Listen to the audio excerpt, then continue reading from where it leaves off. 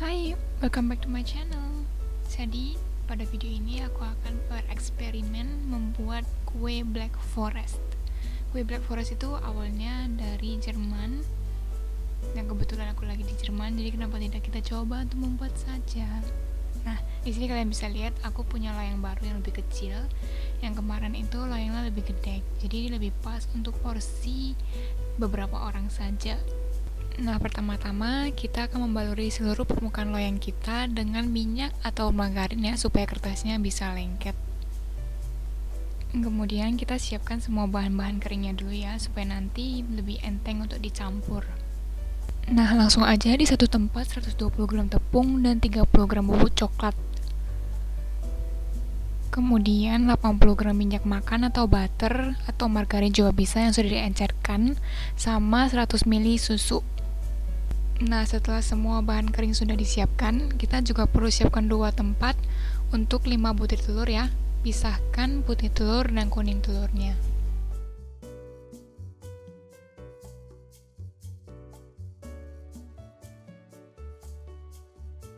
Setelah putih telur dan kuning telur sudah dipisah, kita akan mulai mixer dengan putih telur dulu.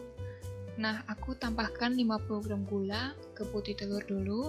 Kalau kalian suka manis, kalian bisa tambah lebih dari 50 gram ya, sesuai selera aja. Nah, setelah selesai mixer putih telurnya, kita akan langsung sambung mixer kuning telurnya. Di kuning telur ini juga aku tambahkan 50 gram gula. Jadi tenang aja, mixernya bisa langsung kalian pakai, nggak perlu dicuci. Di sini kenapa kelihatan bersih di videonya? Karena aku mixer kuning telur dulu, baru putih telur. Jadi sebenarnya kalau kalian mixer putih telur dulu, baru kuning juga nggak apa-apa, bisa langsung. Nah, setelah kuning telurnya sudah mengembang, aku akan pelan-pelan tambahkan adonan minyak dan susu kita. Pelan-pelan sambil di mixer.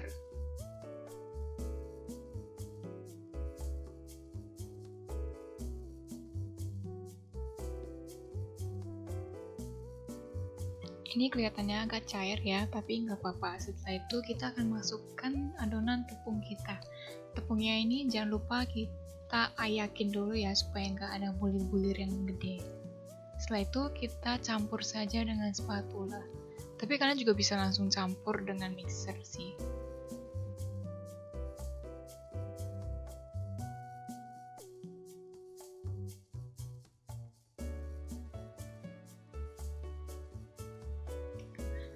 Nah, setelah semuanya tercampur rata, adonannya akan menjadi sangat kental.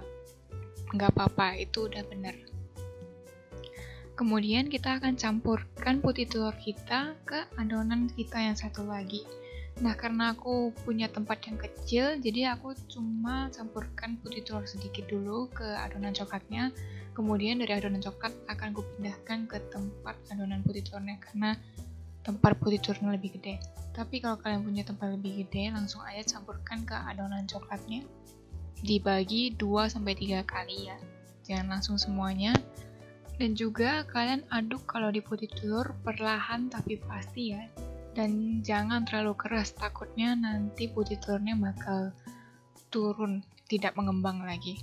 Di sini aku pakai whisker aja, jadi udara yang terperangkap di putih telurnya tetap tidak berkurang sangat banyak dibandingkan kalau kita pakai spatula ya. Tentu aja kalau kalian udah biasa memakai spatula, kalian boleh pakai spatula. Ini cuma kayak langkah safe aja kalau kalian kurang bisa pakai spatula supaya putih telurnya tidak turun. Setelah kita campur semuanya, kita tuang aja ke loyang yang sudah kita sediakan. Lalu akan aku masukkan ke oven yang sudah aku preheat di 140 derajat Celcius. Aku akan bake adonan ini selama 70 menit.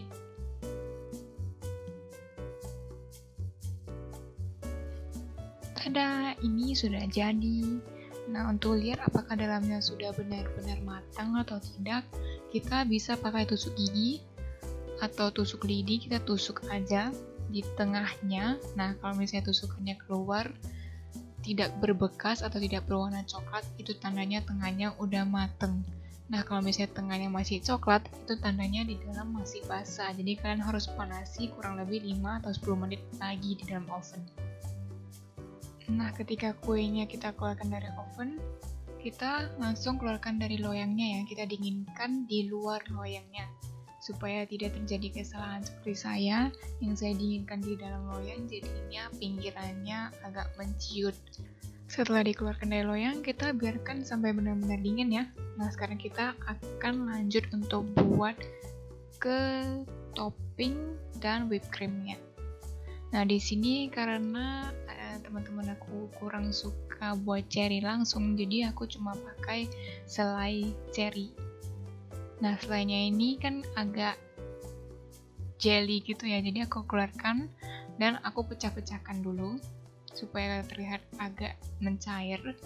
Lalu aku tambahkan sedikit perasan air jeruk nipis supaya asidnya lebih berasa lagi.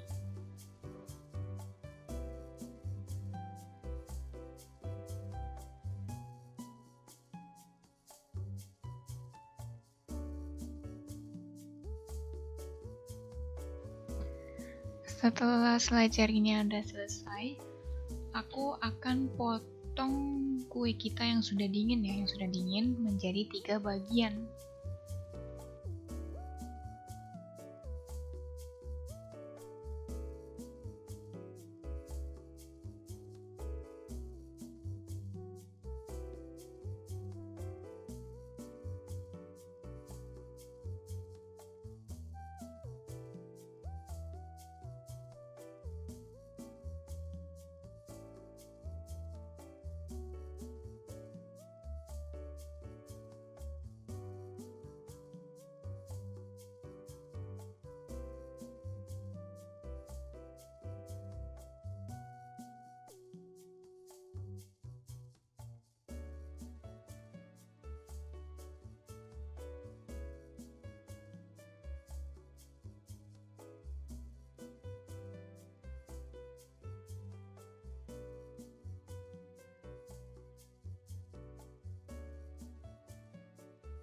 Dan jangan lupa juga untuk trim bagian-bagian ujungnya ya, yang kelihatan agak kering itu, supaya nanti pas kita buat kue kelihatan cantik. Nah, di sini kita akan butuh air gula, coklat yang sudah kita trim menjadi kecil-kecil, dan selai cherry. Setelah semua topping sudah kita sediakan, kita akan buat whipped creamnya sekarang. Aku pakai 200 ml whipped cream dengan 30 gram gula. Nah, ini aku pakai gula yang sudah dihaluskan ya. Kalian juga bisa pakai gula biasa saja, tidak akan berpengaruh apa-apa. Nah, setelah whipped creamnya udah ngembang, aku akan ngedesain kuenya sekarang. Ini kue-kuenya aku taruh di samping kertas ya, jadi kalau misalnya nanti agak belepotan, tinggal kertasnya aja yang dibuang.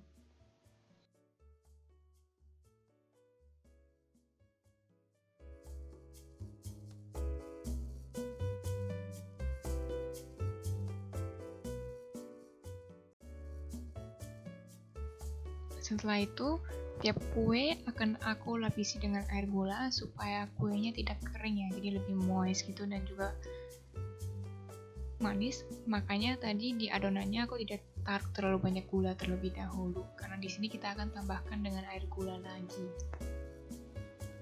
Setelah kita oleskan air gulanya, kita tambahkan whipping cream di atasnya. Kalau bisa lebih tebal ya. Di sini aku kurang tebal, jadinya agak kurang berasa. Kalau lebih tebal bisa bagus dan enak banget. Setelah whipped creamnya udah kita ratakan, langsung tambahkan selai cherry-nya. Selai cherry-nya juga bisa kalian taruh lebih banyak lagi dari ini, bakal lebih enak.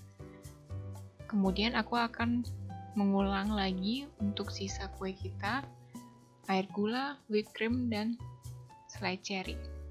Dan yang paling atas cuma whipped cream doang sama air gula. Kemudian akan aku rapikan whipped creamnya dari atas sampai ke samping-sampingnya. Cukup yang penting rata doang. Lalu aku taburkan coklat-coklat yang sudah aku trim tadinya ke semua permukaan di atas kue. Kalian juga bisa tambahkan di samping sesuai selera kalian aja. Nah, setelah itu kita buang kertas yang di samping, nah supaya tidak belepotan tadi maksudnya ini, gak susah untuk bersihinnya.